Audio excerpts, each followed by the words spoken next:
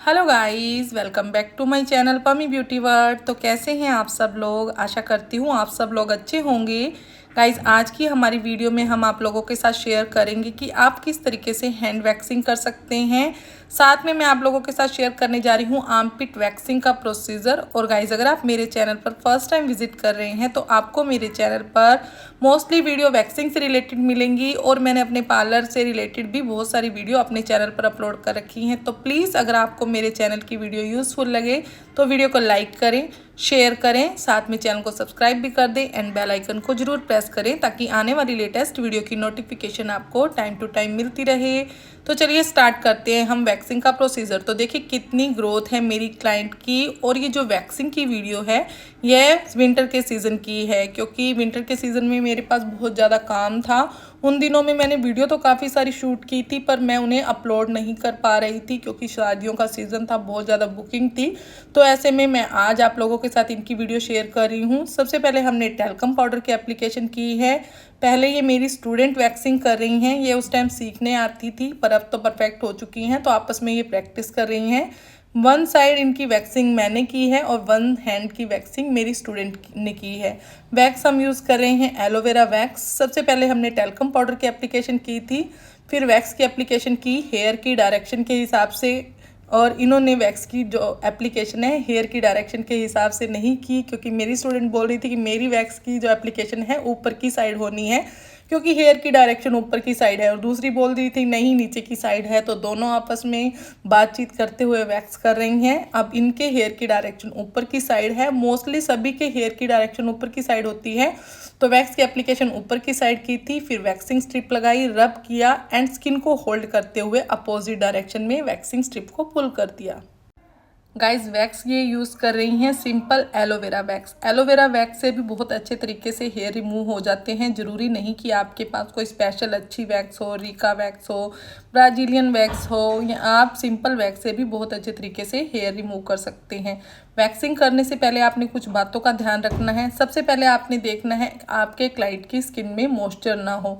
और इनकी जब वैक्स की थी उस टाइम काफ़ी ठंड थी, तो मॉइस्चर का तो कोई मतलब ही नहीं, इसलिए डायरेक्ट इन्होंने मॉइस्चर चेक किया, मॉइस्चर नहीं था, टैल्कम पाउडर की एप्लीकेशन की। अब ये वैक्स की एप्लीकेशन कर रही हैं हेयर की डायरेक्शन के हिसाब से।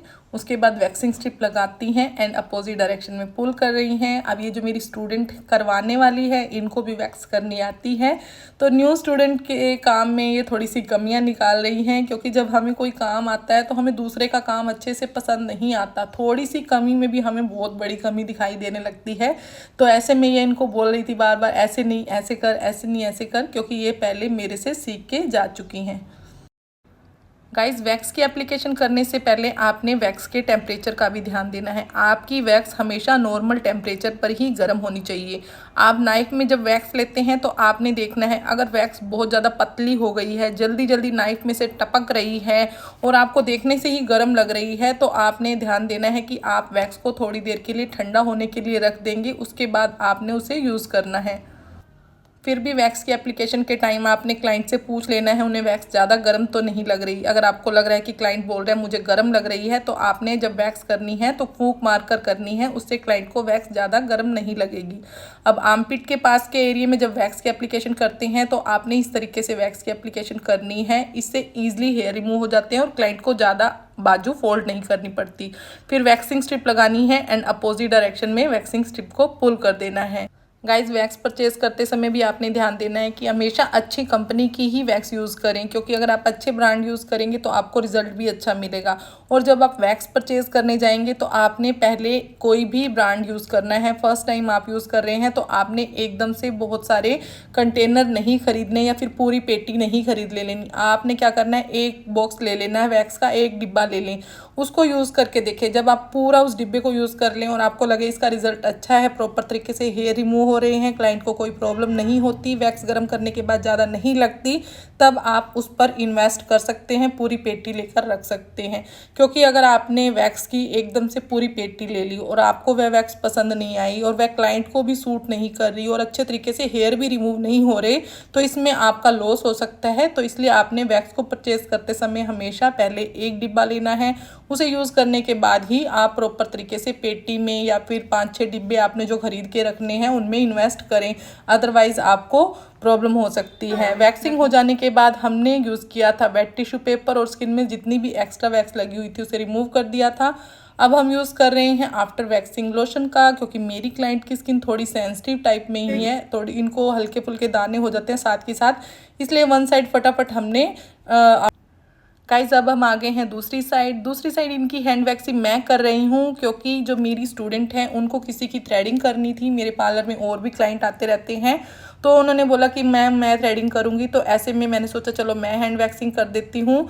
तो टैल्कम पाउडर लगाया, वैक्स की एप्लीकेशन कर रही हूँ मैं हेयर की डायरेक्शन के हिसाब से। गाइस जब आप वैक्सिंग स्ट्रिप लगाते हैं तो आपने ध्यान देना है कि आप उसे हमेशा अपोजिट डायरेक्शन में पुल करेंगे।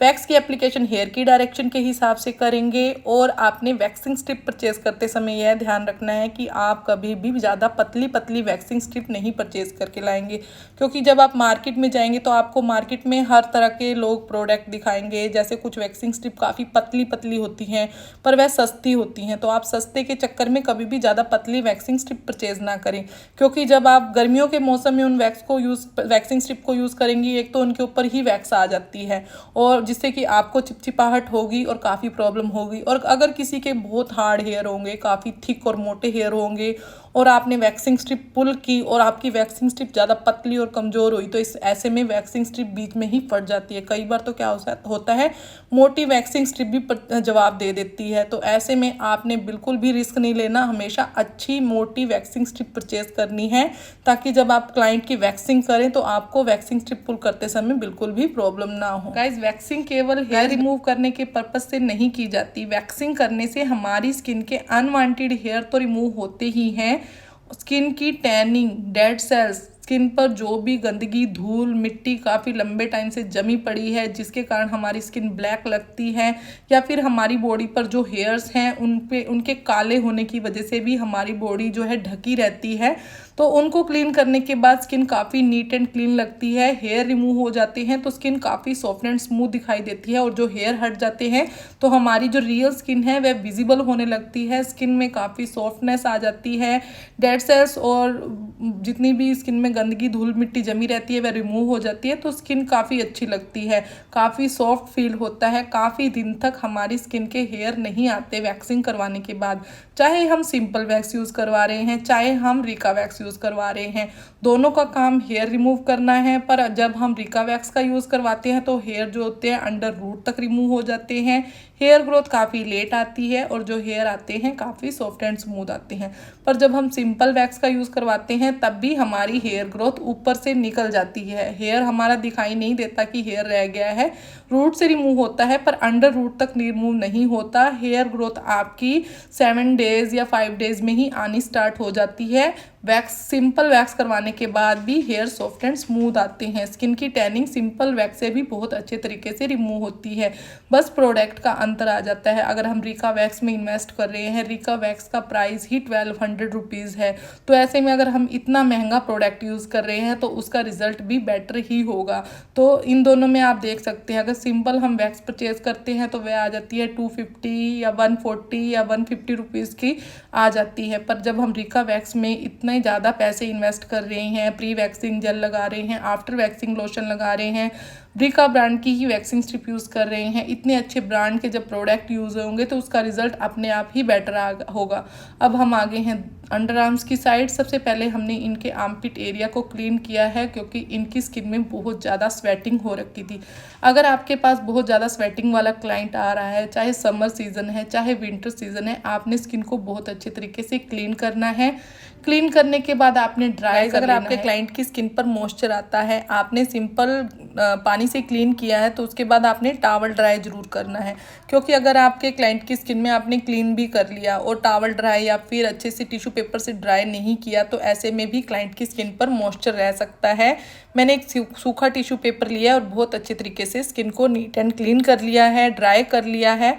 अब मैं वैक्स की एप्लीकेशन से पहले टैल्कम पाउडर की भी एप्लीकेशन करूंगी, क्योंकि मैं बिल्कुल रिस्क नहीं ले सकती, क्योंकि ये जो मेरी क्लाइंट है या मेरी स्टूडेंट है इनको विंटर के सीज़न में भी बहुत ज़्यादा स्वेटिंग आती है। अगर आपके पास कोई स्वेटिंग वाला क्लाइंट आ रहा है तो आपने यह नहीं सोचना कि विंटर का सीज़न है तो हम ऐसे ही वैक्स कर दें, वैक्स नहीं हो पाएगी। और सिंपल वैक्स हो चाहे रिका वैक्स हो, आपने स्वेटिंग को अच्छे से चेक करना है। क्लाइंट की स्किन को क्लीन किया, हेयर की डायरेक्शन देख रही हूँ, इनकी सारी की सारी हेयर डायरेक्शन ऊपर की साइड है, तो उसी हिसाब से हम वैक्स करेंगे। अब मैं यूज़ कर रही हूँ टैल्कम पाउडर का। अच्छे से टैल्कम पाउडर आपने लगा देना है और क्लाइंट को बोल देना है जब आप वैक्सिंग करवाएं तो बॉडी को अच्छे से होल्ड कर लें, स्ट्रेच कर लें, क्योंकि आप तो होल्ड करते ही हैं पर क्लाइंट जब अच्छे से स्ट्रेच करता है तो ईजिली हेयर रिमूव हो जाते हैं। टैल्कम पाउडर की एप्लीकेशन कर ली है। वैक्स में वही यूज़ कर रही हूँ जो मैंने हैंड वैक्स के लिए यूज़ की है, एलोवेरा वैक्स। देखिए वैक्स की एप्लीकेशन मैंने सारी की सारी कर दी है हेयर की डायरेक्शन के हिसाब से। अब मैं वैक्सिंग स्ट्रिप लगाऊंगी, रब करूंगी एंड अपोजिट डायरेक्शन में वैक्सिंग स्ट्रिप को पुल कर दी है। आप सिंपल वैक्स का यूज़ कर रहे हैं तो आप इस तरीके से वैक्सिंग स्ट्रिप को लगा सकते हैं, पर अगर आपने रिका वैक्स लगाई और आपने इस तरीके से वैक्सिंग स्ट्रिप लगा दी तो आपकी जो वैक्स है प्रॉपर तरीके से स्किन में से निकल आएगी। इसलिए आपने रिका वैक्स को यूज़ करते समय ध्यान देना है कि वैक्सिंग स्ट्रिप को आप उस पूरे पोर्शन पर एक साथ लगाएंगे, ऐसा नहीं कि आपने हाफ में लगा दी जैसे कि मैंने इनकी सिंपल वैक्स में की थी। वैक्सिंग हो जाने के बाद मैंने यूज़ किया है वेट टिश्यू पेपर का, रोज़ वाटर का यूज़ करके स्किन में जितनी भी एक्स्ट्रा वैक्स लगी हुई है उसे रिमूव कर दिया है। आप सिंपल पानी का भी यूज़ कर सकते हैं। अब मैं यूज़ कर रही हूँ आफ्टर वैक्सिंग जेल का, ताकि क्लाइंट की स्किन में बाद में कोई भी प्रॉब्लम ना हो। और वैक्सिंग करने के बाद जब हम आफ्टर वैक्सिंग लोशन या जेल लगा देते हैं तो काफ़ी ठंडक मिल जाती है वैक्स करने के बाद स्किन में। अगर आप घर पर भी वैक्स करते हैं तो आपको आफ्टर वैक्सिंग लोशन ज़रूर परचेज़ करना चाहिए, ताकि आप वैक्सिंग करने के बाद बिल्कुल अच्छा फील करें, आपको बाद में इचिंग या जलन ना हो। चाहे समर सीज़न हो चाहे विंटर सीज़न हो, आपने आफ्टर वैक्सिंग जेल का ज़रूर यूज़ करना है। अगर आपके घर पर आफ्टर वैक्सिंग जेल नहीं है तो आप कोकोनट ऑयल का यूज़ कर सकते हैं। एलोवेरा जो घर पर होते हैं पौधे वो यूज़ कर सकते हैं। पतंजलि का एलोवेरा जेल यूज़ कर सकते हैं। अब हम आगे हैं दूसरी साइड भी हमने वैक्स की एप्लीकेशन हेयर की डायरेक्शन के हिसाब से कर दी है। हेयर ग्रोथ थी इनकी केवल 1 मंथ की, और 1 मंथ में इनके बहुत ज़्यादा हेयर नहीं आए हुए थे, तो ऐसे में ईजिली इनके हेयर सिंपल वैक्स से ही रिमूव हो गए थे। अगर आपके क्लाइंट की बहुत ज़्यादा हेयर ग्रोथ आ रखी है, हेयर हार्ड है, तो ऐसे में आप रिका वैक्स का भी यूज़ कर सकते हैं, चाहे विंटर सीजन हो चाहे समर सीजन हो। वैक्सिंग स्ट्रिप लगाई एंड अपोजिट डायरेक्शन में पुल कर दिया। देखिए 1 टाइम में ही सारे के सारे हेयर कितने ईजिली रिमूव हो गए हैं, क्योंकि ये जो मेरी क्लाइंट है मोस्टली वैक्सिंग करवाती रहती है।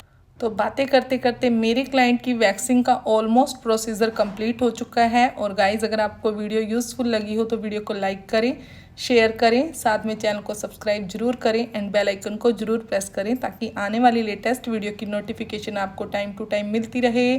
तो चलिए मिलते हैं आपसे किसी नेक्स्ट वीडियो में। Okay, take care, bye bye, thanks for watching, thank you so much. आपने इतने देर तक मेरे चैनल की वीडियो देखा, तो अगर आप इतनी दूर तक वीडियो को देखते आए हैं तो प्लीज़ वीडियो को लाइक करें। अब हम इनकी पूरी बाजू पर आफ्टर वैक्सिंग लोशन का यूज़ कर रहे हैं, मेरी स्टूडेंट ही कर रही है क्योंकि ये थ्रेडिंग करके फ्री हो चुकी है। तो ऐसे में स्टूडेंट और हम मिलजुल कर आपस में काम कर लेते हैं। तो चलिए, thank you so much for the watching. Okay, take care, bye bye.